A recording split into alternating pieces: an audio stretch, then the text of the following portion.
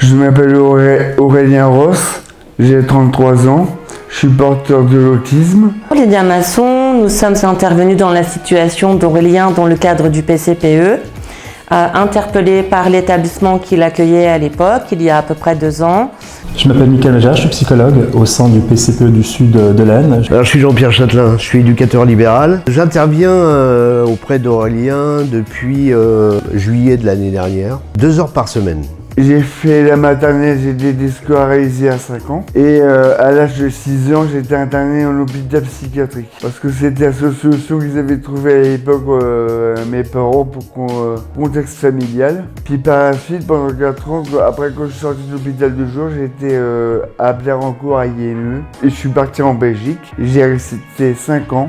Et j'ai fait mon premier pas à ESAT en 2008. C'était à Coyol. Ça se passait bien. Et en 2010, j'ai fait aussi un stage à ESAT dans l'Oise. Aurélien travaillait en ESAT.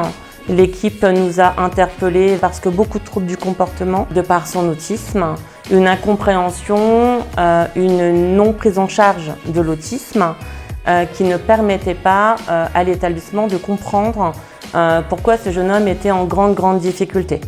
Ça te plaisait ? Non, parce que j'aime pas la collectivité. Tout simplement. Il y avait du bruit et de la violence, des disputes, assez souvent. J'avais du mal à me repérer. Est-ce que tu as fait des stages en hébergement collectif ? Oui, et c'était la même chose que votre fils, il sera incapable d'aller en collectivité avec les autres. Donc nous sommes intervenus, nous avons évalué, nous l'avons rencontré, nous l'avons accompagné pendant près de 6 mois pour aller travailler tout ce qui était autour du déficit de communication, des habiletés sociales, de la sécurité, de ses phobies. On a pu faire le point ensemble avec Aurélien, on est allé évaluer l'ensemble et puis nous lui avons proposé d'entrer clairement au PCPE tout de suite, c'était très urgent. Il est entré au PCPE en l'espace de 15 jours. Nous avons commencé le travail avec Aurélien au sein du PCPE par mener un travail d'évaluation. C'est d'ailleurs le point de départ de notre travail au sein du PCPE. Ces évaluations nous ont permis d'identifier les besoins d'Aurélien et ainsi de pouvoir y répondre au plus près. Nous valorisons, nous, une approche intégrative et on ne répond pas à des réponses institutionnelles. Nous allons effectivement essayer de trouver les réponses les plus adaptées qu'on aura évaluées et on ira chercher effectivement au sein de notre territoire les partenaires qui pourront répondre au mieux aux besoins évalués. On a mis en place un travail commun avec la famille, puisque Aurélien vit chez ses parents depuis 32 ans. Donc c'est aussi compliqué pour la famille de se détacher de leur enfant malgré qu'ils soient adultes. Et puis eux, ayant vécu des troubles du comportement à répétition à la maison, des troubles du comportement violent, ils ne croyaient pas au projet du tout. Ils ne pensaient pas qu'il était capable de vivre sa vie seul et de la vivre autrement. Qu'est-ce qui fait qu'aujourd'hui tu es arrivé dans ton logement à toi, autonome ? Est-ce que c'était ton choix ? C'était mon choix parce que je savais que j'avais porteur de mon autisme. Donc nous leur avons prouvé, Aurélien et toute l'équipe, que quand on a de l'autodétermination, quand on fait de vrais choix pour sa vie, il a fait de vrais choix pour sa vie, il a fait de vraies demandes, on est allé travailler sur les déficits. J'ai fait beaucoup de coaching avec lui. Je me suis rendu compte qu'il avait d'énormes compétences pour le coup, autant au niveau personnel que sur le plan professionnel. Projet professionnel, c'est quoi ? À l'administratif. Et je suis inscrit à Pôle emploi début septembre. Tu peux nous parler un petit peu de l'éducateur libéral qui t'accompagne toutes les semaines, qui s'appelle Jean-Pierre. Jean-Pierre m'aide à faire le ménage, à faire les courses, à gérer mon budget.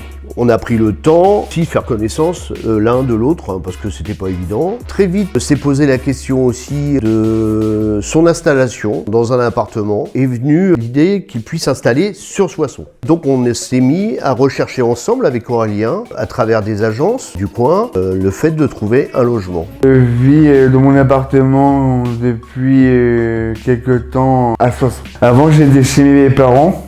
ça n'allait pas du tout. Et du coup, à 32 ans, quand tu m'avais dit qu'on s'est rencontrés la première fois, il faut que je quitte mon nid familial, c'est important pour mon bien-être. Le but de mon intervention, c'est son insertion, une insertion sociale. On a beaucoup travaillé tous les deux au départ. C'était de pouvoir aller déjà dans la ville de Soissons, prendre les transports, savoir les prendre seul.